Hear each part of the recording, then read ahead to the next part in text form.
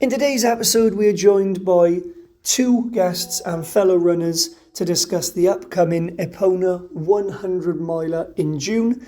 This race is founded by the team behind Pegasus Ultra Running and Wild Horse 200. It's a real fun episode. Tune in, let's go.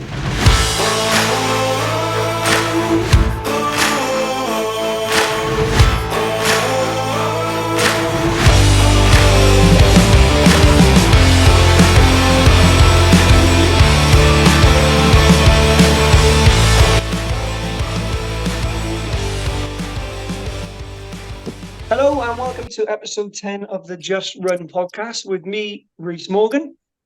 And me, Nathan Marshall. Due to a few technical issues, Nath will just be doing audio today. Now's your chance to insert some crying gifs or something, Nath. But don't worry about it, you still get to see some other handsome faces. And let's face it, all of our voices are as smooth as Tennessee whiskey anyway, as Chris Stapleton once said. So either way, you're on to a winner. Secondly, I want to apologise for my absence on Will's episode last week. Thanks to my legendary co-host Nath, he picked up the slack and absolutely nailed it. I was away with the family in Bluestone National Park and probably getting in more miles and steps than anybody combined. If you've been to Bluestone, you'll know what I mean. But whilst I was away, I listened to it and it was a Brahma, like fair play. I got nothing but admiration for Will. I've never met him in person. His story is amazing, one of physical, but probably more mental toughness, and just a remarkable dude.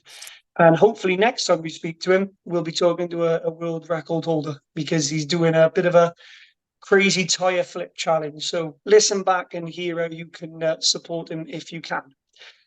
This week, we're going to be spoiling you with two guests. But before we get into that, Nath, because I never had a chance to see you or catch up with you properly last week, tell me how your week's been. What have you been up to, man? So still a bit injured, really.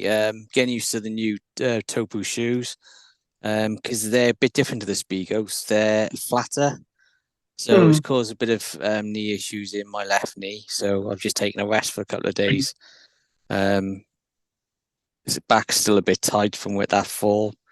So yeah, it's just feeling like crap at the moment, to be honest. Is it like a multitude of everything? Is it getting you down a bit because you can't do as much as you'd like, and also with the shoes giving you that bit of pain as well? I know it's nice to have that, them backing you, but is it just all kind of piling on top and getting you, excuse the pun, running you down a little bit? Yeah.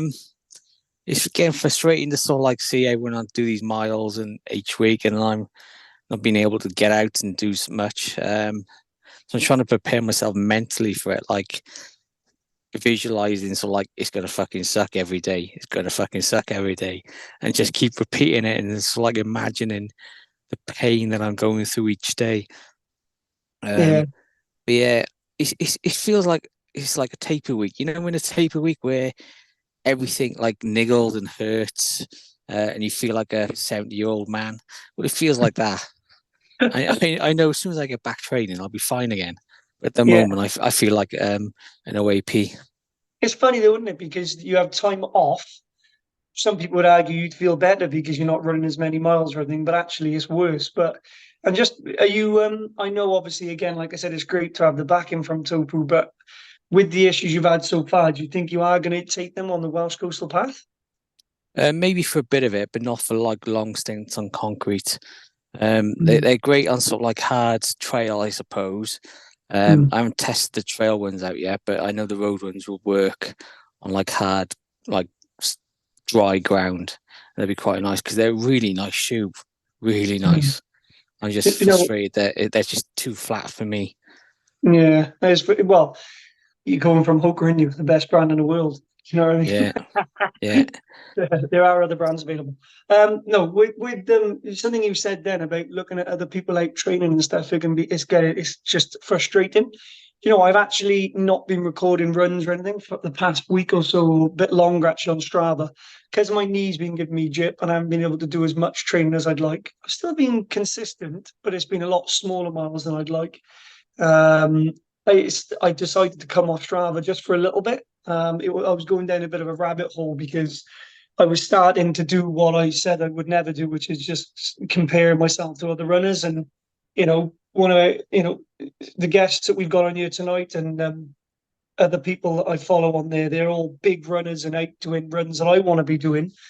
But I've been strictly told against it by Sophie, my physio, not to do it. And it's starting to kick my ass a little bit, if I'm being honest. I'm staying positive, but I've come off Strava just because of that. And as well as my knee, I went for a run down in Bluestone. You'll know it. It's beautiful trails around there. And with about a mile before the finish, it was only a small run. I hit a pothole on my left ankle, and I looked down and saw my foot go right underneath me. So all the left hand side of my foot and my ankle is bruised and swollen. So that's super great. Now I've got a bad ankle and a bad knee, but I'm still able to run on it. But it's just another thing to just when you try and prepare mentally for like a huge run, like 100 mile, and you want as minimal niggles as you possibly can. So yeah, it's a bit of a ball ache, but we'll get there, man. It sounds like we're both just moaning bastards at the moment, but yeah, I keep trying to remind myself though, sort of like all the hard work that we both do in the gym, and hopefully that'll show dividends when we actually do these tasks. yeah, Is yeah. anything over an hour, 2 hours of running anyway doesn't really like benefit you really. No, So that's exactly. what I'm getting in my head. So yeah, I'm just trying to remain positive, but at the moment it fucking sucks, doesn't it? Mate, life is sent to test us, mate. There's these little moments, and as loads of people say, if it was easy, everyone would do it. So just keep Yeah. smiling, mate. We got this. We got this. Um, on that note, what I'll do is, as I said at the start there, we're going to be spoiling you with two guests, not just one. This is where I usually do a little bit of an intro. But all I'm going to say is that our fellow runners, Mike Jenkins or Jenks, and Paul Bennett Davis. And instead of doing an intro, I'm just going to hand the mic over to them. So, Jenks and Paul, welcome in to the Just Run podcast. And how you guys getting on in your own, in whichever order you want to do? How you guys doing? How's your week been so far? Go on, Paul. You can go first, bud. Oh, go on then. Well, thanks guys for having us on. It's really cool to be on the podcast. To be honest, it sounds like I'm in quite a good place, I think, with running. I like Oh, I don't rub it in. No, but I'm where you guys were like 6 months ago. That's where I was. So I fractured my ankle trying to run down Blorenge. And couldn't like get on the trails for like 4 months as things sort of got better. I was just like ridiculously just like running around Cardiff or sticking to the roads, being unable to turn corners even because it put too much pressure on my ankle. So I'd have to run like in a straight line, stop, and then run in another straight line, and then stop, run in another straight line. So I was doing like 20, 30 miles a week, like running like that. But things are starting to get really good now.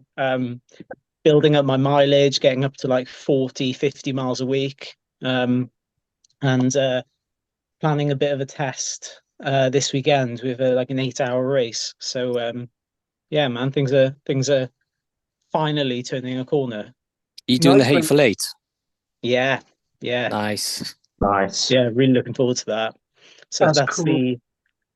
that's like like in my head, that's my first test before Epona, just to sort of see where I'm at, what I need to work on, and yeah, how those 100 miles are going to feel. What sort of Yeah. mileage you got in mind? I was thinking that I would do at least 4 laps, maybe 5. So what's that? 30, 40 miles. 30, 40 miles, maybe. Yeah, that'd be good. Nice, man. I'm But we'll gutted see. that I I'm not haven't. doing it.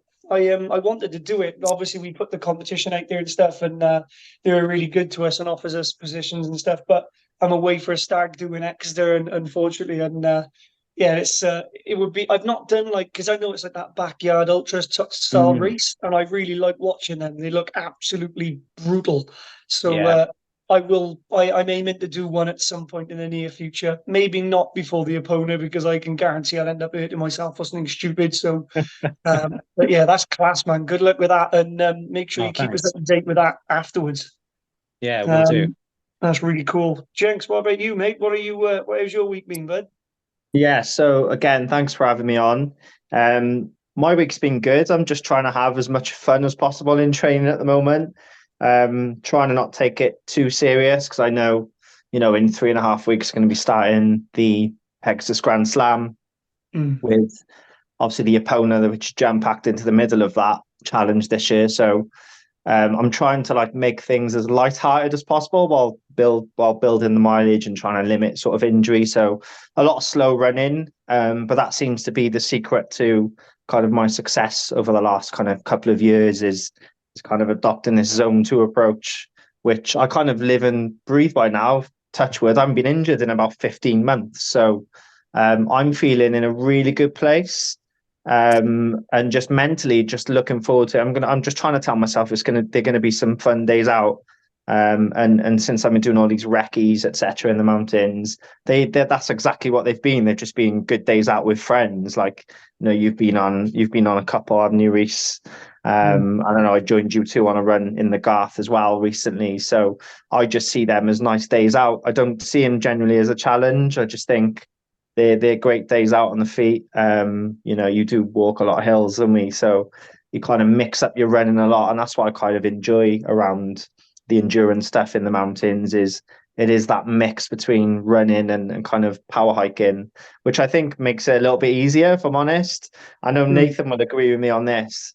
When you do like coastal ultras, they're just so tough because you're just invited to run at every opportunity and you're just constantly running, where when you are in the mountains, I do like kind of that break of having a walk and a stop and admire the views and the kind of the joy side of things with running is what I like, and the more fun side of things. So yeah, I'm in a good place, really positive at the moment. But like listening to you two now, this is what I love about running. Everyone's journey is so unique, and we're all going to that kind of same destination, and we're all training for a Epona or the Coastal Path Challenge, and our journeys are so unique. And I think that's the beautiful thing about running is everyone's training is so different.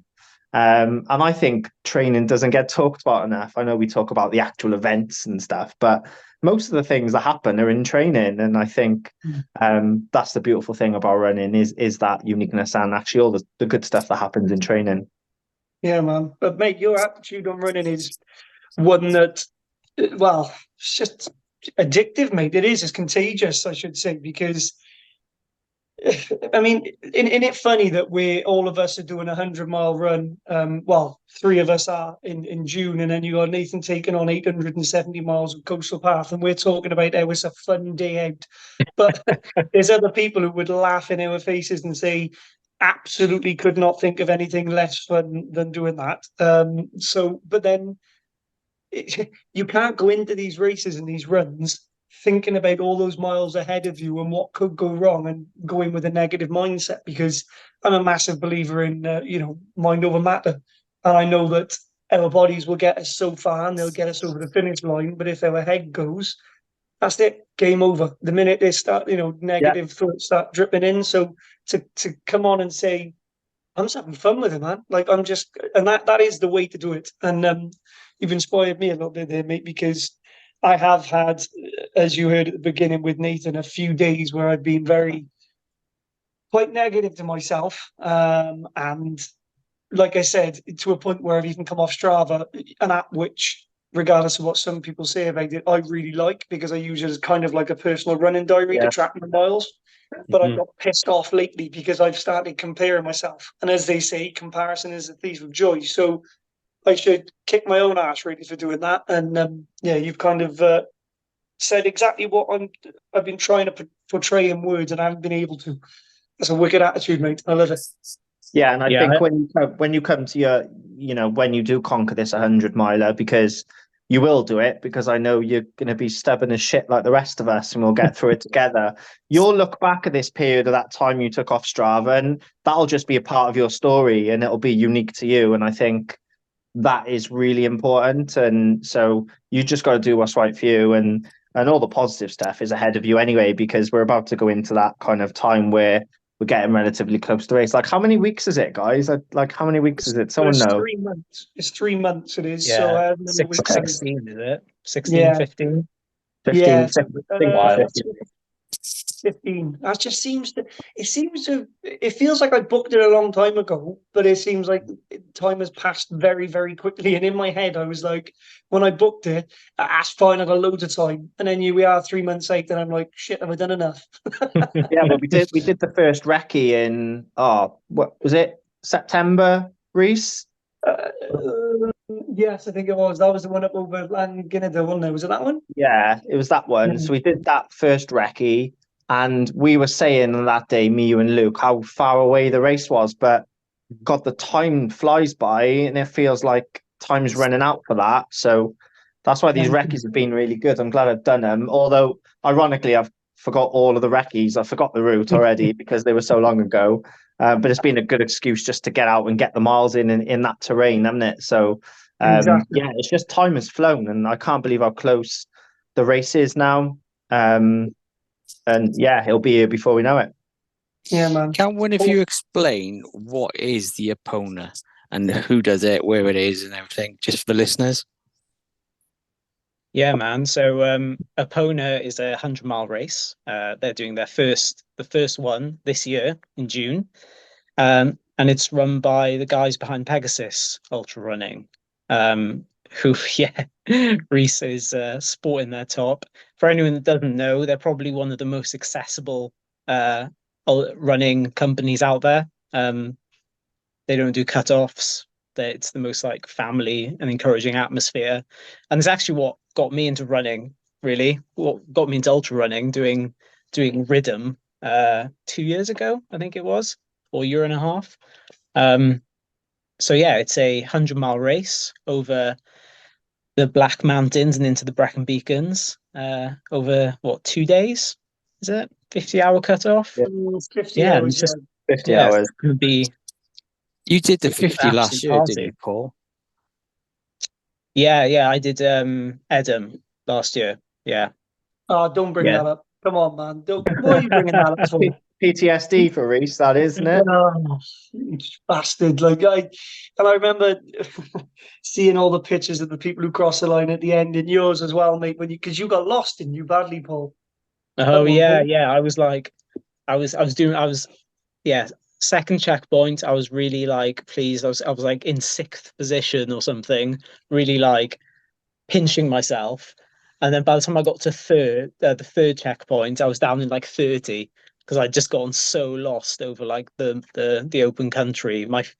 I'd I'd never like used a watch before to run, so I was just using my phone. That died, so I was just wandering around, like running in all different directions, trying to look for somebody wearing lycra in the distance.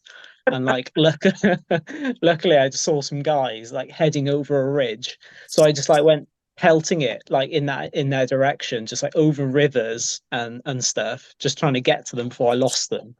And Yeah. yeah, Did, followed those did you guys know through. Reese that time, Paul? Yeah, yeah. Did you what, sorry? Because did he As know in, you then? Yeah, so Because I was going to make a point of that at the start there, because I know I've run with Jenks, obviously, and at some point, I know Paul through the running punks and stuff like yeah. that. So at some point, I've definitely run with you at one of the meetups at some point. Yeah, I But think we did one of the all-you-can-eat buffets.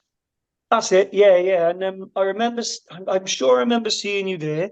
And like I Yeah, said, I got to checkpoint two or two. whatever it was, and my chest had just given in. I'd had a right tip fall. I'd fallen in the mountain twice, and then a couple of roly polies, and it was ridiculous. But yeah, that was a brutal race. But yeah, I remember you crossing, and obviously Nath came through the checkpoint and stuff, and ate back into the rain. But that was a hell of a run. But legit question, mm. when do you know you got lost? It's actually a bit of a weird, not a weird fear, I suppose, a bit of a fear of mine, because I I'm still new to all of this, and even though I'd have a watch for a while, I'd done a couple of ultras before, but not like up in the middle of bloody nowhere in fog and mist and what have you on the side of a mountain. with a weather warning. And I was sticking to the heel of two guys that I was running with from the start. Shout out to Eddie and Sean. And they came in joint 7th position. So if I'd hung around with them, it would have been a really good finish. But I was constantly getting lost. And if I hadn't been stuck to their heels, I'd probably still be up there now, mate. It's a genuine. Do you get, like, when you go into these big ultras and the weather turns bad, do you have a genuine fear that you might get lost? Is that like a thing? I think I felt like I knew my way back. So I would be able to find my way back. So I wasn't really afraid that I would get lost. I think there's been last Christmas I did the one of the run walk crawl events with the Celtic Ultra. So it was in December, and it was when we had really, really heavy snow. So we're running through like the Dare Valley, and it was all of the forest tracks were just like sheet ice. People were falling all over the place. Up in the mountains, it was snowing, and like the snow was really thick. I mean, relatively, for Wales, it was really thick. I mean, we're not talking like Canada or anything. But about 20 miles into that, I was on my own. Like, I thought I was in the right place. I wasn't going to get lost. But I was on my own, freezing, falling over everywhere. And yeah, about 20 miles in, I just had like I just lost, I lost my mind and just got really dramatic and was like, right, well, I just have to survive now, as if I was just going to die up there. Well, I don't think you would have got lost up there with a rescue, because when you No, in bright yellow and what's those leggings? Oh yeah. So yeah, I like to wear. So I love dopamine dressing. So when I run, I'm always wearing really bright colors. So yeah, for that race, I was wearing like a luminous green long sleeve top and kind of like purple leopard print leggings. That would have been class. If Mountain Rescue had been called out to pick you up, can you imagine that? They're absolutely Exactly. awesome. Yeah. There's been a few times where I've been dressed like that, sort of like up in a van when there's been weather warnings and things, and people have like asked for like, how'd you get down? Things like that. And I've just been like, oh well, I'm heading down. Follow me. You'll see me. Like, you can't lose me. No, you're like the beacon. Everyone follows you. Absolutely. Just want to take it back a little bit, actually, because I feel like we jumped around a little bit, which is fine. But I just wanted to go back and ask both of you, really, because obviously I know Jenks, and I've met you a few times, Paul, and everything. But Jenks, I'll start with Jenks and I'll come to you, Paul, as well. But Jenks, how did you actually get into running? Because I know that running ultras, I should say, because I know that you used to do half marathon and marathon running, and you were pretty damn good at it as well. So at what stage made you kind of like switch and turn to ultra running, mate? So I started running in 2016, casually, and then 2017 I kind of took off. I became the classic road runner. I was a run leader, did my coaching qualifications, and I just really liked getting people out and helping.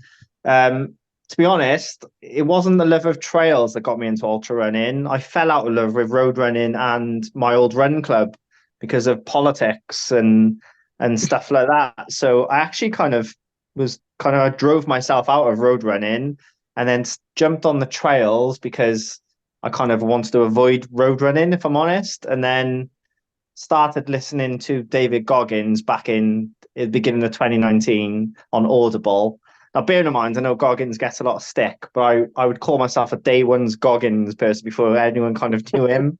And while I was listening to his story, I felt so shit about myself because what he was doing, I booked my first ultra for like 9 weeks away and just turned up and didn't train for my first ultra, which was the Vale Ultra through Run Walk Crawl. Yeah. So 2019 was my first ultra with no training. I just rocked up. I'd never wore a bag before. So on the morning of the race, I was like, oh, obviously I need to get all my sit together and I had a cycling bag, which ironic because I don't cycle either. Turned up to the pier down Penarth, thought probably a little bit arrogant and was like, put 9-minute miles today, that'll be all right. Anyway, started running with this bag on, looked down on my watch and I'm like, 12-minute miles. I'm like, oh shit, this is going to be a long day on my feet.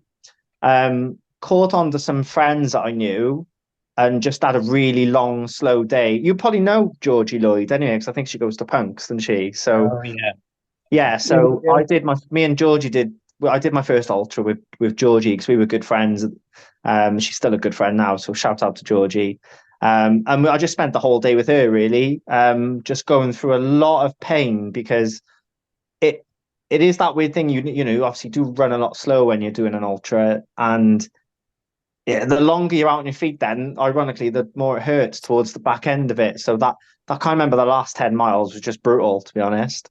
But yeah, I got into it through my distaste of road running, if I'm really brutally honest. And then it was probably the best thing that ever happened to me because then I found this love of coastal trail running at the time, and I kind of now it's moved to more mountains. But yeah, that's kind of where I came from. Nice, man. Well, what about yourself, mate? Oh well, kind of different, I guess. I'm not a natural runner at all. Like I'm just not. I'm just not like built to be fast. I was my sport all throughout my life was rugby. So I was a prop. That's what. So yeah, beefy boy. Um, but yeah, I guess a few years ago, I just wanted to run a 5K. Like that's all I wanted. I was like, I thought I was going to be happy with that. Um, and just sort of getting getting a little bit longer and longer. And I really fell in love with running when I started linking up with the guys from Running Punks. I think it's just the idea that I'd never considered that you wouldn't just run as fast as you can to the point where it was uncomfortable, like that you would just have fun and socialize and that could be what you do when you run. So like I guess like so that was sort of like a gateway into running longer and longer just because you're having so much fun. Um and yeah, signed up for my first marathon, absolutely hated it, really hated it.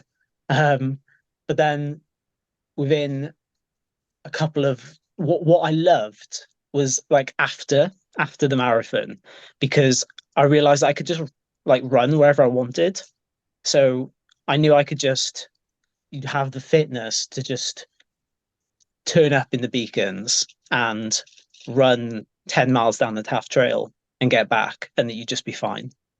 And then it was from that and like exploring and pushing to go a little bit further or like be a bit more adventurous and the freedom that that brings, I think that really like made me fall in love with it. So yeah, within like a few months of my first marathon, I signed up for the ultra. Was the say the Pegasus is Rhythm Ultra. Um, and yeah, it just really escalated from there. Sort of within a year of my first marathon, I'd done my first 50 miler, and yeah, by the time I we got do to jump in Epona, there, mate. Actually, I got to jump in there, Paul, because yeah, there's something I need to mention here. So some people like a glass of wine and a takeaway on their birthday. Do you want to tell yeah, people what you did on your birthday? yeah. So yeah, so for my birthday last year, I wanted to run from Brecon to Cardiff. So yeah, I got my sister and her boyfriend to crew for me. Um, because well, my wife, I was sort of fine. I felt like I was fine to go. My wife wanted somebody to be like there just in case. So that was their birthday present to me, is that they would crew me. So yeah, 32 years old, and yeah, ran was it 55 miles from Brecon to Cardiff. So yeah, so I spent my day, and That's honestly, awesome. probably one of the best birthdays ever. I loved it. Wicked. Do you have birthday cake at the checkpoint? Do you know what? I didn't? I had what I have crisps, classic crisps, sweets, and sausage rolls, and then finished in Cardiff Bay and went for a bag of chips. Paul, does Yeah. that mean you go into the Hall of Fame? Do Pegasus do a Hall of Fame birthday ultra thing, guys? I think I've heard of something like that. You Yeah, do. I think they do, but they said that you have to like you have to tell them ahead of time, and I Oh, didn't, so I haven't They asked. ask on Smart. the start line anyway. Yeah, you could have just Yeah, lied and said you did it like on a different day. I could have. I could Can we have. start? Can Although we I have start an a excuse to petition? do it again now. So, Yeah, Let, let's start a petition on the podcast. If Reece Jenks is listening, let's get Paul into that Hall of Fame because that deserves something. Come on, 55 miles on your birthday. It's not like you did 32 miles to match. You went, wait, you had birthday miles plus VAT as well, didn't you? To be fair. yeah, yeah, absolutely. fair play, man. It is fair play, and hell of a distance, and just to do it off your own back, like as opposed to being part of an event and everything, and just to motivating yourself. That shows how mentally tough you are as well, mate. Because it was all the Taff Trail, wasn't it? Is it the Yeah, completing the Taff Trail. Yeah, amazing? I think I love. I do really enjoy the events, like some of the events. I've done some bigger ones recently, and I found them really stressful and just not so fun. But I think it's the purity of just wanting to get from one point to the other. That's what it's all about. And I think like for the thing that really attracted me to Epona was that I, you can't do that safely on your own, not really. Um, so yeah, that's why sort of I think that's the purpose that events serve, Mm. really, isn't it? Just a bit of I safety, was a bit going of to ask security. you all about that. Like, are you all planning on like pairing up with someone just for the night sections? You stole my question. I was going to ask that as well. Like, because we're allowed a pacer, aren't we? Are you guys like who is planning on doing that? Yeah, because I'll be honest, I think I will, just because I've got a friend who Jenks has met once actually when we did that run. Gareth was an absolute Oh, animal. Gareth Gray. Gareth Oh, Gray? yeah, that's Yeah. him. He's an animal. We're going to get him on the show at some point. He's in training for the Cape Wrath Ultra at the moment in Scotland, which is an Wow. 8-day run, and he's done Dragon's Back, and he's just a beast. And he very kindly said, like he'd be willing to pace me if he's allowed to. So I think I'm going to do Mhm. half of it, at least half of it, if not more, by myself, and then I'll get him to wait at one of the checkpoints for me because a I'd like to run with him because he's just a nice Mhm. guy and he's very kindly offered to, and it's good to have the company. And B, I think the latter part of the race is where obviously your head starts to go, and it's just good to have that little bit of a push. I think a bit of moral support because, like you said, keep it fun. Me and him always laugh and we're running and stuff like that and talking and what have you. So, yeah, I'm going to do it. But what's your thoughts on it, guys? I did a night recce in the Black Mountains. I I kind of worked out where I may be during those hours. Bearing in mind it's June the 22nd, which is the night after summer solstice. So it's the second shortest night of the year. So hopefully with a nice clear night, it actually won't be that bad at that time of year.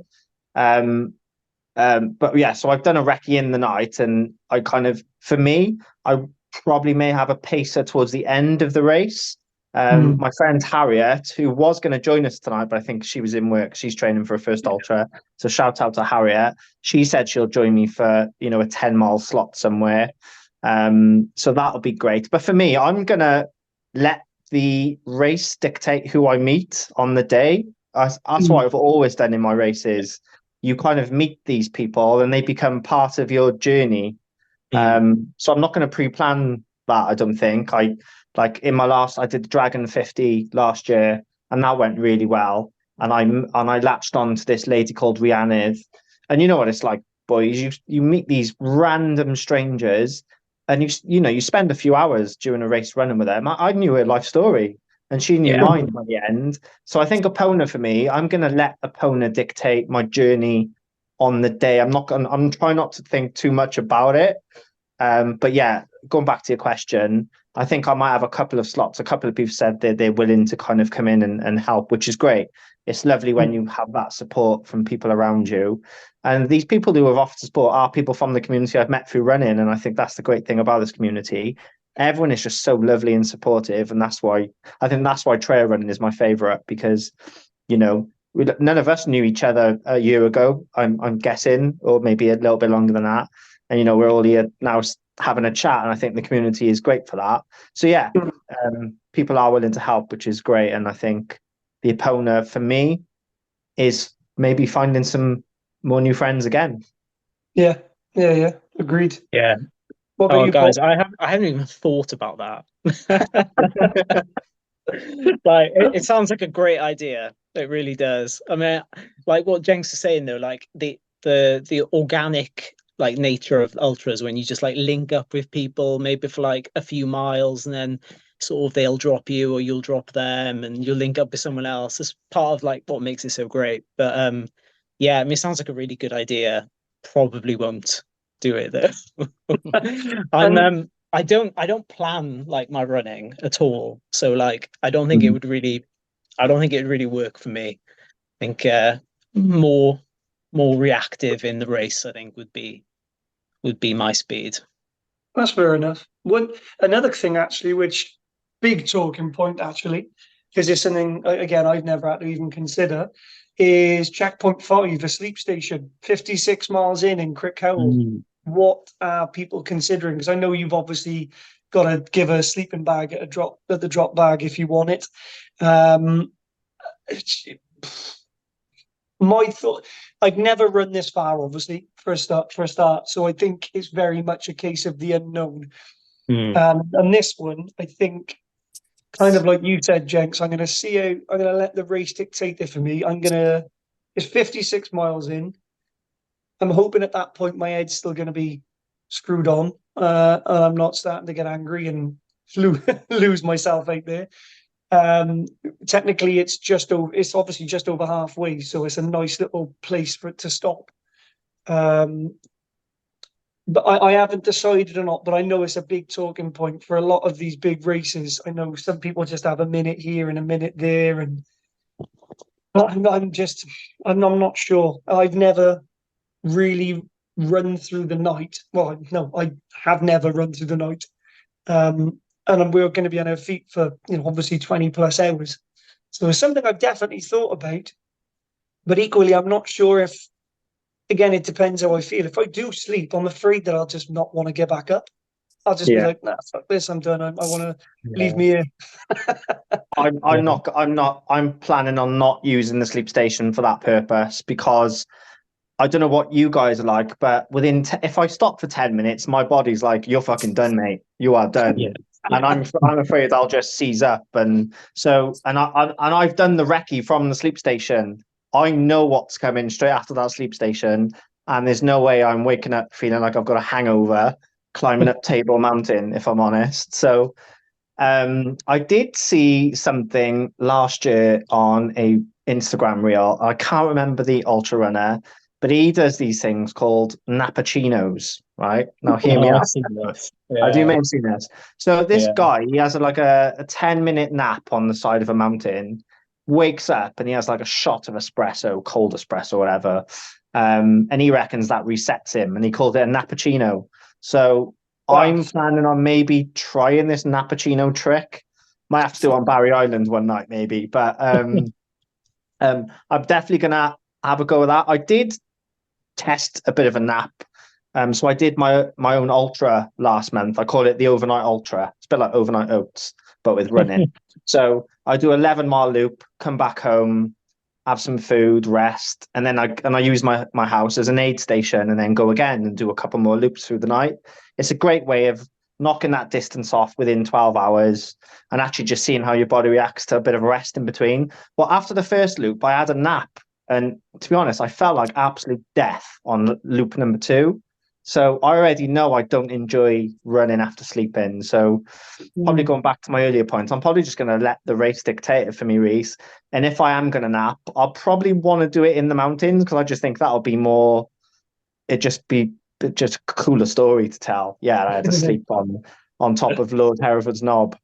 So yeah, and if no one knows what I'm on about it's the name of one of the summits. At mile, I think it's about mile 75 to 80, somewhere along those lines anyway. But yeah, that's my sleep plan, if you want to call it a sleep plan, a napp-u-ccino. There's that really important context there. It's a shame that Lord Hereford's Knob isn't on like mile 69, isn't it? Really? Are you? I'm not planning on sleeping, to be honest. No. I've got a newborn, so I reckon that's like the best training for that. To be honest, also like 56 miles feels like I. It's still gonna be light, isn't it? Like I know not obviously everyone's doing their own pace, but I think like it's probably still going to be because it kicks Yeah. off at 6 a.m. It gets dark at 9:30 that time of year, about Yeah. 9:30. So I'd be looking to get. Oh well, I mean, obviously, plans now are great, but I would think that I'd be getting there hopefully around 6 p.m. I wouldn't want to sleep the last bit of daylight. No, you're right actually. And also going back to the napp-u-ccino, I'm not going to be. I'm going to be honest with you. I love a coffee, but I feel like I'd shit myself if I had a cappuccino. That late into a race, I'd be diving into a bush, mate, and using some leaves for if you know exactly what I mean, digging a hole. But Nate, what I know you're not doing the Epona, but what's your thought on that? Have you ever had to have a nap? No, never. I know in October when I did the 5 days that very soon after you finish, you're in agony. And then when you wake up, you're in agony. So you just try and get some sleep straight away. But within 10, 15 minutes of starting to move in, you're back to normal. You're fine again. Yeah, Everything loosens up and you're good to go again. I'm not sure. I'm gonna see. I'm gonna play it by ear. Like I said, if it's good, the options there. But like you said, though, Jenks, I mean, if I can hold on and power through another 20 odd miles, then I'll maybe do it then, or just even if it's just sitting down and having and chill for a bit. But yeah, it's a bit of it's one of those ones, isn't it, that I'm not sure. But I mean, eating is going to be vital for you all. Again, we're replacing all your glycogen stores. So just eat as much crap as possible. Yeah. Try and get some pasta down you at some point. A soup maybe at an aid station. Yeah, eating is your goal. Yeah. I think looking at all the running documentaries I've watched, apparently pot noodles are the goal as well. So yeah. Which flavour though, Paul? Which flavour? This is a good topic. Controversial. Curry, I guess. Yeah, that's the yellow one, isn't it? Curry is my go-to one. Chicken and mushroom or whatever it is. A standard old school classic pot noodle. The green one, is it? Yeah, man, the old school one. That was when back in the days when cheese and onion crisp packets were blue. They didn't get confusing. No, green. They were green, sorry. They were green. And then they changed to blue and confused the shit out of everyone. But I don't know why he brought that up, but there we go. But yeah, I've never thought of that pot noodle, man. But that was actually a point I've got down here is to talk about actually, because obviously 100 miles is just, it's kind of that golden mileage for an ultra runner to hit, isn't it? And hydration and fueling is a massive topic. I've run 50 miles, or 53 is the most I've run. I've never gone further than that. So I think, speaking for all of you, except for, I know obviously Nathan's done a multi-day event, but I've never run past that. So I think it's going to be a huge test on our body because, I mean, I struggle with running and eating anyway. I'm just still not 100% at it. I obviously take in what I can on the hills while I'm walking. But it's making sure you don't eat the wrong things and the right things, but then you don't know what you're going to feel like on the day and how your gastro is going to kind of react. But have you got any go-tos? I've just looked up calories in pot noodle. 148, only 58 carbs though. So you're going to need twice as many, 2 pot noodles to help replace your glycogen stores. That's all right. One's never enough anyway for me. Oh, I know. Yeah. So that's fine by me. Pot noodle and maybe a protein pancake as you go out or something. Do you remember? I think with what we're all about to embark on, it's a bit like that saying in boxing, everyone's got a plan until you get punched in the face. And I think that's quite apt for this race because the reality is we can plan as much as we want. We're not going to know until we go through it. And I think that's also the beauty of this event. And I'm really looking forward to the complete shit show that it's going to be in terms of how I feel. Because let's be honest, no one, it's not going to be the most enjoyable experience on your body, but that's what we've paid for. We've paid to go through complete and utter suffering. Look, don't get me wrong, there's a lot of joy in trail running, and I'm very good at finding the bits of joy, but also I'm equally looking forward to kind of finding out what I can do and how I'm going to react, because I had this, mental thing around my 50 miler. And then at the end of my 50 miler, I had loads in the tank, and I was like, oh my God, maybe I'm destined to do more. And that's why I'm looking forward to this more than anything, is to actually see if I could do it. Because when I did my first marathon in 2017, the first thought I had after was, oh, could I do that 4 times in a row? And I said to myself, there's no fucking way I could do that 4 times in a row. And now I'm about to do it, attempt to do it. And I think we should actually quite look forward to the unknown as well. I know there's only so much you can plan.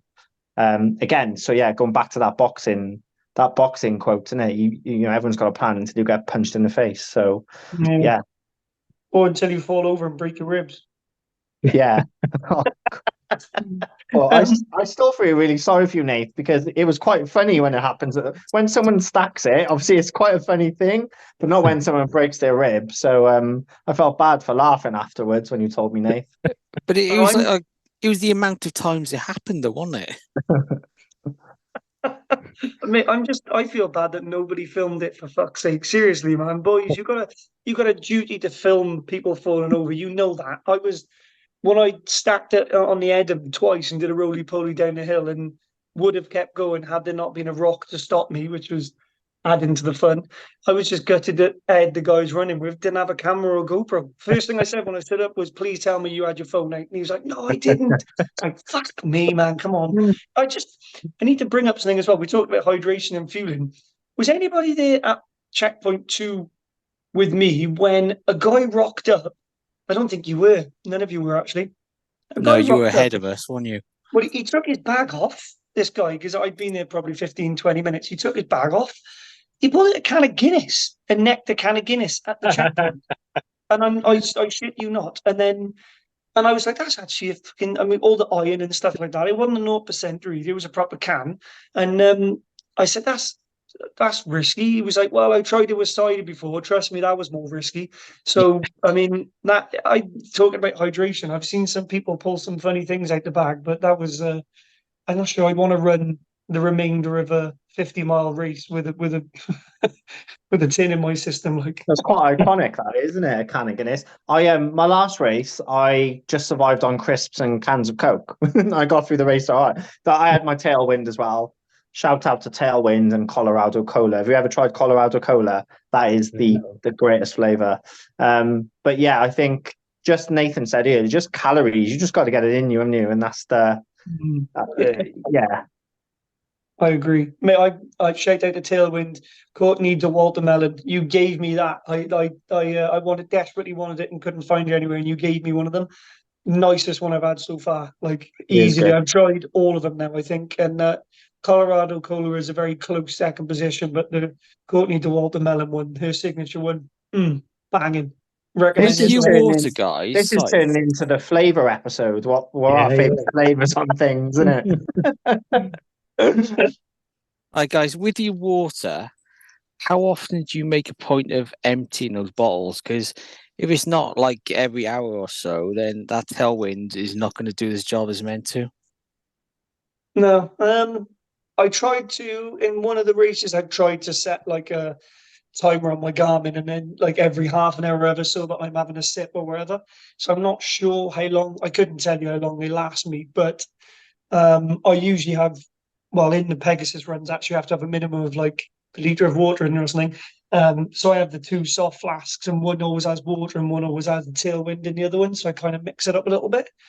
By the end of the race, it doesn't matter what's in those bottles. I'm usually fed up with it, which is why the flat Coke at the checkpoints is banging. But that's a good point, though. Do you guys do you monitor it quite strictly? I am in my 50. I took on around 10 litres in the race in total. And then Garmin's got this little stat in one of after the race, and I lost 9.5 liters during the race, and I felt Wow. great all day. So I'm convinced that this liter an hour trick that Nathan refers to, like 2 soft flasks in an hour, it works really well. So I like you, Reese, I had one with a full sachet of Tailwind and one just water, and I'd make sure I'd had that before every checkpoint, and then when I got to the checkpoint, I'd neck a can of full fat Coke, just for that moment of joy. Because I think just having, like, I don't know anyone's like that, but when you first open a can of Coke when you're hot and you have that first sip, and it's Yeah. like the first hit of heroin that the junkies ever had. It's like the best thing in the world. So I think it's important to, I think two soft flasks an hour works for me. Mm. But also, after we did our recce Reese in September, I went and purchased one of those salmon filters for the Oh, did bottle. you? Yeah, Yeah. which is a funny story, wasn't it? Because we got a shout out to Luke, who comes on the Oh, recce Luke's with us. awesome. Luke's Yeah. brilliant. He's one of the Yeah. running pumps, and he's come to a lot of the recce's that we've done for Epona. He brought a salmon filter bottle, and he was like, "Do you want to try it?" So me and Reese like, "Fuck yeah, go on!" So he put it in the stream. Lovely. We all tasted it. Really nice fresh water. We must have walked 20 meters up the stream, and there was a sheep's corpse in the stream on it, Reese. So that was interesting, but luckily none of us died. So And when I read into it afterwards, and I've been looking for filter bottles ever since, it was like, always make sure the stream's clear up front before you drink the water. And I was like, yeah, we dropped the bottle Yeah, there, but yeah, learned that one. none of us had anything. So we had Welsh lamb flavour Brecon Carreg. Yeah, bit of extra protein. Yeah, yeah, basically. man. Ugh. Actually, changing up from Epona just for a little bit, Paul. Just one thing I want to say. Obviously, you mentioned you got a newborn. Congrats, mate. I know you got Mably. Is that the name? Yeah, Mabley. Yeah, Mably. Congrats, dude. Lovely Welsh One name. thing. thanks, Yeah, mate. man. One thing we've spoken about obviously on socials before this, that I absolutely love about you and what you do is that you still take Mably. I remember seeing one of your first pictures, and she tiny, and you're literally up a mountain in the worst Yeah. weather with like a protection on the pram, running with the pram, like you're still going. It's Yeah, banging. yeah. So Was I that a mean, poker pram? Pram. yeah, I do all my training with her at the moment. Amazing. So yeah, every mile almost, apart from like a sort of a Wednesday night with the other running punks on the trails. She's with me. So yeah, all my recceing that I've done so far, she's either been in the buggy or like strapped to my chest. I took her up her first mountain. Oh, I took her up Sugarloaf when she was 1 month old. So that was how we celebrated that. And yeah, it's just gone from there. Like, she loves being out. We do. She gets a bit like angsty after like 16 miles. That's when she sort of had enough. Don't we all, Paul? Don't we all? Yeah, It's what exactly. we all meant. At least we have a So, choice, you cruel yeah. bastards. But yeah, otherwise, yeah, she loves it, and it's been really, really nice because I haven't recce'd a lot of the route because it's just not really. Shockingly, it's not buggy accessible. But yeah, we've been doing. It's been a real joy having to go out of my way to find like hills and challenging routes and stuff that I can take her with me. Yeah. So yeah, it's really fun, and hopefully it's like adding like resistance training. I hope so, because like hills pushing the buggy is so hard. like there's doing 1,000 feet climb, and then there's pushing a buggy up 1,000 feet. And she's just going to get heavier now as she gets older as well. So it's just going to get harder. Yeah, Yes. yeah. Hopefully I get stronger. Otherwise I'm If in you got her on trouble. a vest, it'd be like a weighted vest workout, really. If you got her in one of those vests. But do you know? Yeah. You said about pushing the pram and stuff. Do you know Mm. this? Just curious, because just popped into my head. I've considered buying a pram. My boy's 2 now, but just to try it. Do you Mm. find that it alters your running, like what's the word, form, like, or like anything Yeah, at all when you're holding it? I don't think so. I mean, you sort of you're very gently holding on to it, I'd say. You sort of got one hand on, the other hand sort of doing, its thing. Yeah, and then that's like when you're going uphill, I think you probably do end up being a little bit more extended than you'd want to be. Yeah. But nothing's hurt yet. So No. And you've done a couple of no. 5Ks and stuff, haven't you? Like the park runs and stuff with it? Yeah, I've done some racing, I guess, what you'd consider that to be. We came fourth in our park run this weekend. Wow. It was like a off-road one as well, so like you could just see like people's souls leaving their body as I lapped them. But it wasn't Epic. particularly fast. Wasn't particularly like a fast run, but like it was for the buggy, I guess. Um, but that's nice. But we've done like like 18, quite a few like 18 milers together. We sort of stop halfway. She'll have some milk, I'll have a coffee, break it up that way. You don't want to get those mixed up. No, don't get that mixed up. Yeah. Do you, as a parent, as a relatively new parent like myself, Mm. really, do you get any like parent guilt? I know it feels like you might be able to cancel that out naturally because you're taking it with you, which is amazing. And I'm almost kicking myself that I never did that because the bonding experience as well as that is amazing. But do you get any parent guilt when you go out now without her? Do you feel bad? Or do you get anything where you're like, oh, should I be doing this? Should I be home? Yeah, I mean, definitely. I think all parents probably do, don't they? You're always looking at the one thing that you think, okay, I'm doing this well, but why I'm not doing this other thing?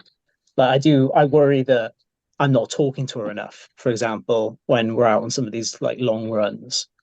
Um, Mm, but then like I do see like she so obviously loves it as well, being out. mm, Um, she'll be sort of in the buggy, just like gargling away, just like so happy, and then we'll drift off to sleep, and then we'll wake up again and be gargling away, and yeah, it's nice because it allows me to feel like, okay, this isn't just for me.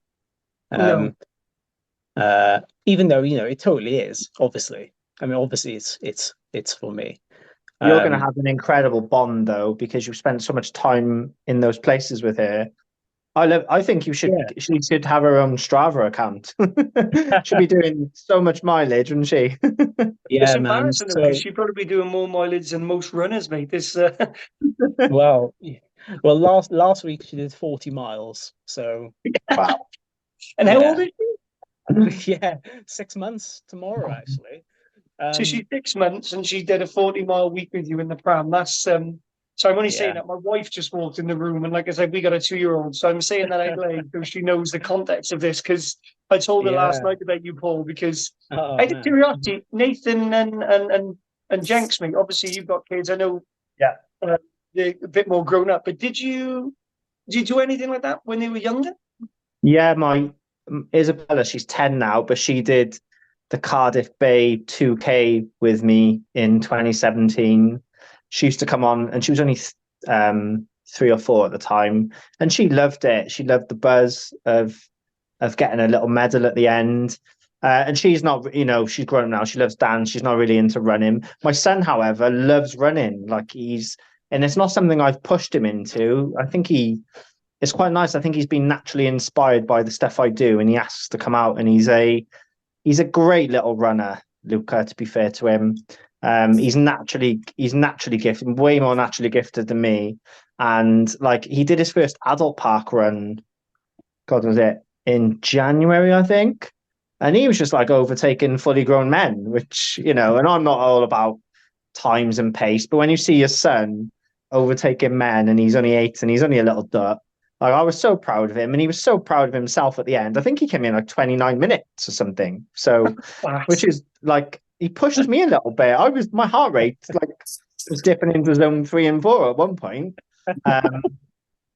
So yeah, it's wicked to see the kids kind of sort of follow in your footsteps and enjoy what you do. And I'm just really excited for him to grow up and to come out with me on some more trails as his body gets bigger. You know, I don't want to take him out too much now on trails because, you know, I'm doing long runs and I don't particularly want his body to have to go through that. He needs to still build up his body and stuff. But, you know, he loves football, so he plays a lot of that now. So as he gets older, I think he will become a naturally good runner. So we'll see. And I know Nathan, your boy's joining you on your coastal path. Is he doing some miles every day with you, Nate? He's not running at all. He's doing rugby in school, so he's doing his running in school. In terms of like coming out and running with me at the moment, nothing. He's got the Bigmoose fun run in April where he's doing 10K. And then he's planning to do 10K every day when I do the coast. That's amazing. So that'll be broken up through the whole day. So we like do 2 in the morning, 3 lunchtime, and then so like a bit the rest of it later on. I mean, is there a better pacer, mate? There is no better pacer. That'll be so uplifting, like to have him there with you and stuff like that, and inspiring. I mean, I've not done any running with my boy. Well, I have actually. That's a lie, but it's usually back and forth to land him when I'm trying to get him in a bath. But because he absolutely, but he loves it. He just runs and runs and runs. And when he sees me running, or when I've come back, he goes, "Daddy's been running." So I don't know. I think he can see it, and when he sees other runners, he recognizes it now. But I mean, obviously, what will be. But it's just lush to see.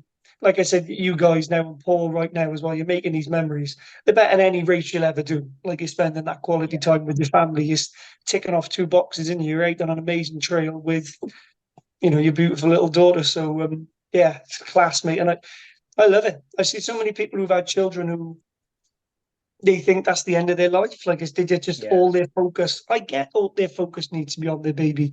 I 100%. So I'm not saying anything controversial there.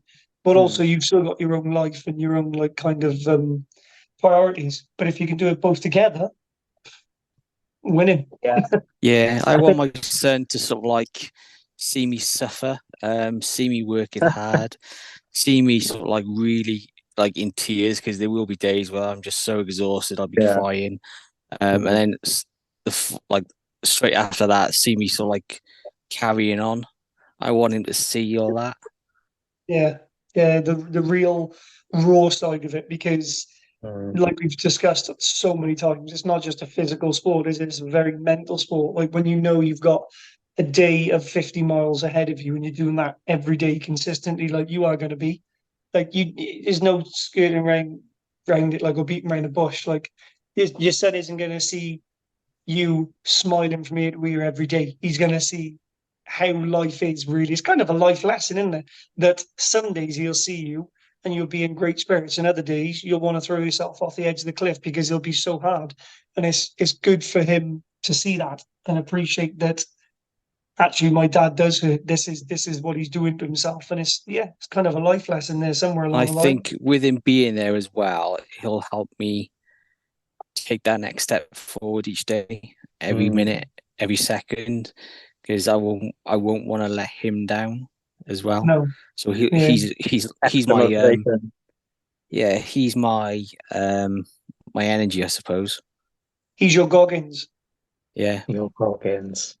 He is your Goggins. Yeah, I knew he was going to get brought up with Jenks on the podcast. It's a good point, though, isn't it? Because I think it's important to call out this. Like we've had a really light-hearted conversation about running and the you know, the lovely side of it, but let's not beat around the bush. It's fucking hard a lot of the time as well. There's those pretty Instagram pictures and videos that we all post and you know, and all the funny bits that happen, but running ultras is a bloody hard thing to do. It's so, like Paul alluded to, it's really pure, isn't it? It's just you, it's your body getting from point A to point B. And I wish sometimes people would be able to experience it so they can kind of understand. But also, like you said earlier, Reese, if it was easy, everyone would be doing it, and I don't think it would be as cool then. So it is important to call out how hard it is actually, because, you know, generally we're talking about all the good side of running and all the joy that it brings. But I just wanted to put that out there, that it does. It is horrible sometimes. And Nathan, you're gonna feel that the most. Your challenge is epic, and you're gonna have days where it's gonna be, like you say, full of tears, and but it'll all be worth it in the end, won't it? It always is. What's the term? Pain is temporary, glory is forever. Yeah, it's true. It's true, and I think somewhere along the lines, we've all become very comfortable. I think, and I mean, like, just humans in general, like, at the end of the day, it's nice to have those luxuries and stuff. But I think that something you said then is very true, Jenks. Sometimes I want to grab people and say, just fucking sign up to an ultra or a marathon or something. Push yourself and feel how miserable it is to be in so much discomfort, but then so much joy at the same time. Because comfort is amazing. We all love comfort. Who doesn't enjoy sitting on the sofa and watching a film, pigging out on a takeaway? But then equally, that you can get that same joy from running on a trail with some good mates that you've met 12 months ago or less, and you're hearing about their stories and stuff. And for me, like, the latter is far more, it gives me far more. And I heard a quote a long time ago, and I can't remember the exact quote now, so forgive me, but it was something like, how sad is it that some people go through their life not knowing what it feels like to really push yourself? Like, I'm not talking about suffering. People have their own problems. There's mental health and everything, which is a big topic on this. And there's ways around dealing with that. But I'm on about physical suffering, where you felt that we've all felt that your body is going to just collapse on you. Like, when you lay down, you physically cannot stand up unless somebody helps you. And I just think it's quite sad that there's some people on earth that will never feel that, because it's their choice. Fine, whatever. But I think in doing that, it changes you as a person. It really does. Like, the first ultra I did, which was the Howam up in Llanidloes, the Pegasus, changed my life completely. Like, I had done some long distances prior to that by myself, but that run, when I crossed that finish line, my wife was waiting there for me, pregnant. A good friend of mine, my brother-in-law, and his partner, with a bottle of Budweiser for me, and I collapsed. Like, and there was no theatrics behind it. I collapsed. Like, I had nothing in me. And I managed to scrape myself up off the floor and climb into the little river that was behind us on a boiling hot day in my pants, freezing cold, and just led in it, and was just looking up at the sky, thinking about how many times in that race I almost gave up, but how proud that I was that I didn't. And I think everyone needs to feel it. It's such a addictive feeling. But yeah, sorry, I got very philosophical then, but it's just passion. It is. My friend who I mentioned earlier, Harriet. So she started kind of coming out with us at the beginning of this year, and within a week or so of just coming out with me and some friends, she's booked onto her first ultra now, and I'm just so excited for her. She's doing the Howam in May, because I'm quite jealous that she's about to embark on her first one, because you can't beat that first one, because that first one is the one that really sets the tone, and it's the one that causes this sort of domino effect on you to, like, just keep doing more and more and more. So I'm excited for people when they do sign up to one. That's the hardest thing to do, isn't it? Like Nathan said, just sign up. Just sign up. Yeah. You won't be ready. You'll never be ready for it. Who is ready for an ultra? Like, I've got the Canon now in 3 weeks. I am ready to run 43 miles on concrete. But I'm just going to have to survive, and because I've signed up to it. So so if I could send a message to anyone who hasn't done an ultra that would listen to this, is just sign up to one, because you'll be surprised. You'll get through it. You will get through it, and it will completely change your life for the better. I think you become a better human. I just think you become a better human for it. Yeah, it's incredible. It really is. Yeah, I have some Epsom salts ready, and a couple of days off work maybe, but yeah. That's a good point. What are you doing after I've booked a week. I don't really book days off work after all, but I've booked a week off after the Epona, because I'm worried I'm going to be, like, in hospital or something. So I've booked a week off. So what have you guys done? What are you doing, I've Paul? booked like an Airbnb in Abergavenny. So my wife and baby are going to be there. So Yes. yeah, Nice. hopefully, I'll unless things go like properly tits up, I'll get at least one night there. Yeah, man. Well, I'm running home from Abergavenny. I'm just going to run home. I just Just figured. yeah, Yeah, and I'm running there as well. Forgot to mention that. run Sorry, my bad. No, I'm just gonna my family are gonna be there. I've booked the next. Is it Saturday or Sunday? Oh my God, Saturday. We start Saturday stuff. we start on a Saturday morning at But 6 we a.m. finish and like you've on the got to, Sunday. yeah, well, you've got till Monday morning at 8 a.m. in theory. Oh, yeah, I'm if I'm not finished by then, I'll be pulling myself out of it. But yeah, I've got the Monday off really. But and then what I'm hoping to do, if we all can do at some point, is go along and give Nathan some support on his old Welsh coastals path run. I'd like to Yeah. come out and irritate the shit out of you, mate. Throw things at you and stuff. Yeah, that'd That's be great. I was down in Tenby on the weekend with my friend John. Happy birthday, John, if you listen to this for the weekend. Big And John is. I know Nathan, like you've been down that way, like Tenby way, and it's going to be part of your route. They're brutal. I swear, I'm going to put out there. I think coastal running is harder than mountain running because it's just so undulate. It's constant up, down, Yeah. up, down. There's no rest. We did, and we did some beautiful. I think we had 26 climbs on the weekend in a 20-mile run. Like 26. He kept looking at his Garmin. He's like, right, 3 out of 26. 4 out of 20. It's like, oh my God. So Nathan's going to be on the biggest roller coaster of his life, I think, in July. So I think he deserves some support from the whole community to get out. And I'm planning to try and get out for a day somewhere where I haven't run before because selfishly I'd like to explore as well. So that'll be good in July, which would be great training for the Edam as well, which is coming up in August. So I was looking at the elevation for the coastal path. What do you think it is? Good question. Wait there. So it's 870 miles. 160,000 feet, I'm guessing. I reckon It's Everest twice. well, Everest is 60,000. Everest is 29,000, isn't it? So Yeah, it's No. actually 64,000 foot. I foot, thought yeah, I thought it would have been more than that. and most of it's in North Wales. ooh, Yeah, wow. it's brutal up there. I worked up there in February and I run around Llandudno. Does the coastal path go around Llandudno? Yeah, that's my Around the first Great stop. Orme. Llandudno. Oh my God. So it's called the Little Orme and the Great Orme. And Yeah. there's really angry sheep up there. It's the first time I've ever been chased by a sheep. I don't know if anyone saw the video of the other day. There's an ultra Aren't they runner. goats? Aren't they goats? Not No, angry sheep. there's sheep as well up there. Oh, right. And oh my God, this one was proper angry, chased me down. Reese will tell you, I'm shit at going downhill. I'm really bad at descending. But I've worked on it a lot. I've never descended so fast in my life. I almost made a lamb kebab when he was coming at me, right? I went down that mountain quicker than you'd ever imagine. But yeah, Nathan, it's so beautiful up there. Yeah, I'm jealous. I am jealous you're doing it, but I'm also really excited for you because I think it's going to be epic.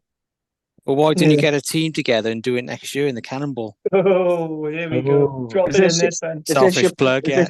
Selfish plug. Well, I'll have to look into it and stuff like that because it's a great. Obviously, who doesn't want to run around their own country? It's like, yeah, With a bunch of mates. Yeah, Yeah. man, that's class. You got to drop that in there, mate, because that's amazing. So, just mention that quickly, mate. You need to plug it. So if you don't know, I've launched the Dragon Cannonball 870, which is a 4-man relay around the Welsh coastal path, starting in Chester, ending in Chepstow. So each team will take it. Well, each member of the team will take it in turns to run along the coastal path. It's up to you what you do in terms of mileage, but it's one person has to run.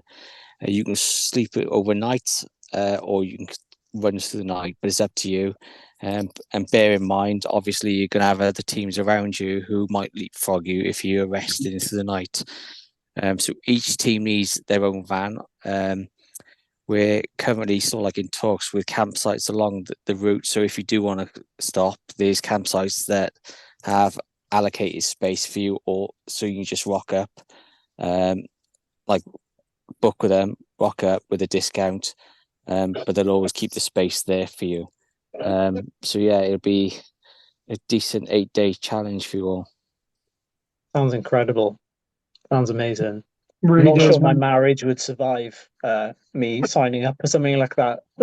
So close. Like, I think I need to let like things lie a little bit after Epona. Yeah, it's killing me. I can't mention what I'm doing next year, but I'm still in agreement with a few people I need to learn. I got a big challenge coming up that I'm trying to sort. A lot of planning, but yeah, I've had to kind of preempt my wife. It's over a year away, but just to be like, telling her Can't these things tease I'm us for doing. that, Reese. What's Can't that? It's tease. You can't less than a tease us year for that. now. No, I can't. I can't. I'm not going to do it just yet, only because I'm afraid that it won't come to fruition. If I start talking about it now, I'll look a right bell end if it doesn't happen. So I'm going to leave it as it is. But I'm going to be posting this thing on Instagram soon because I'm going to be as transparent as possible because that's life. It's expensive, and I need support financially. So I'm looking into corporate sponsorship through a few companies. Got a few successful mates and entrepreneurs who I'm meeting with, and have shown some real good promise. And they actually have, well, they've supported me in previous races as well.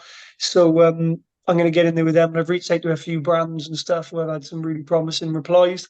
So I need to basically sort out finances to get me to the start lines. Yeah.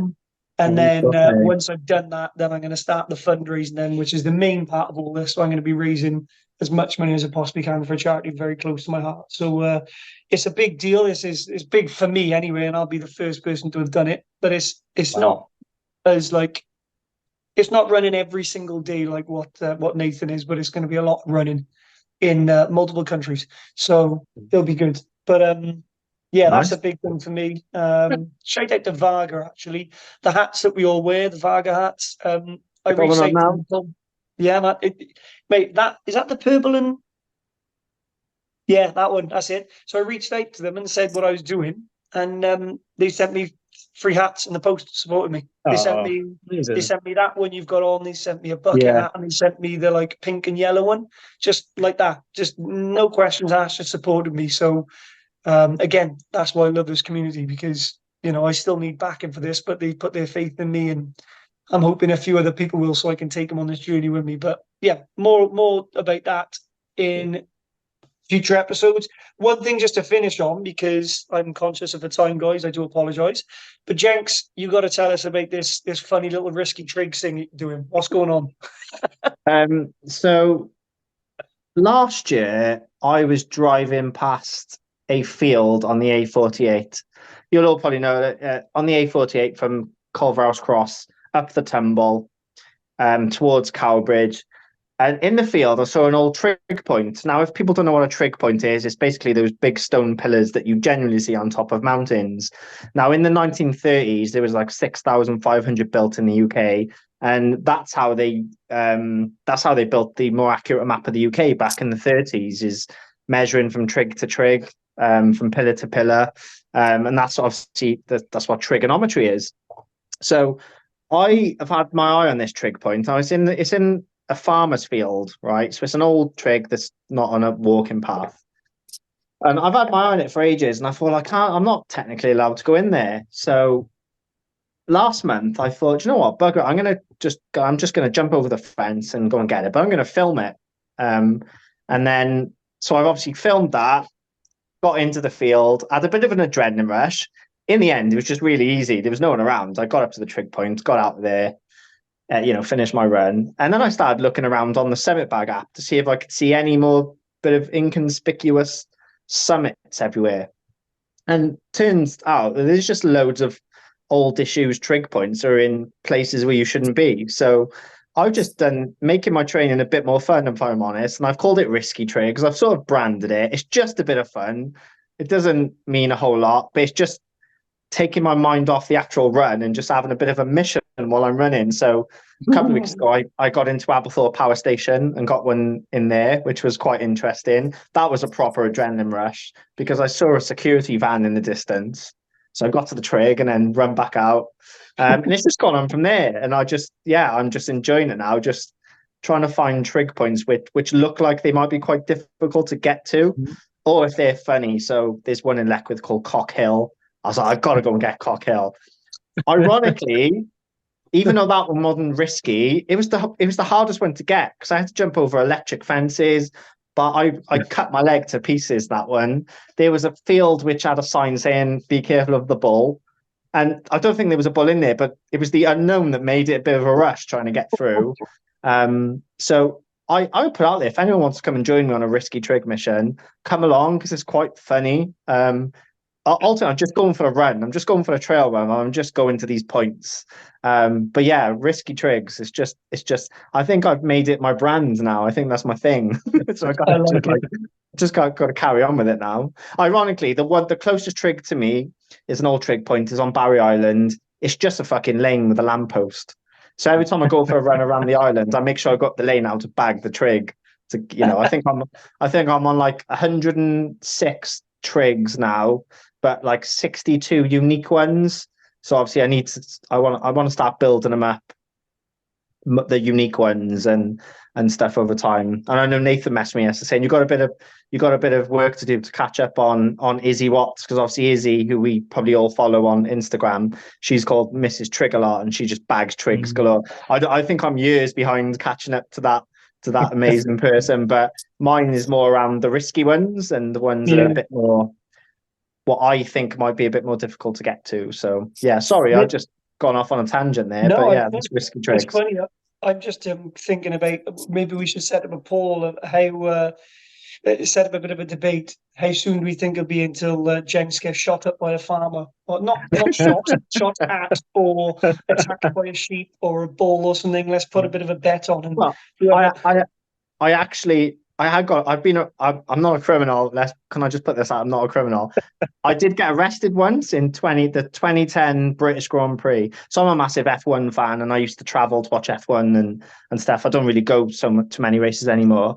And me and my friend, my best mate Ben, we were hammered, right? We'd been drinking all day. We watched the World Cup final. I remember Spain won the World Cup. On the way back to the campsite, we managed to sneak into a garage in the F1. Don't ask me how. The door was open, but we were technically trespassing. And then security come flying in, and we were chucked in the back of a riot van. And then we were escorted off the track. Anyway, we had our rights read. So I have been caught trespassing before. So I am well aware of the dangers. But I generally think we're okay in the British countryside because you're all right. I've got poles, man. People just think I'm a lost walker, to be fair, if they saw me.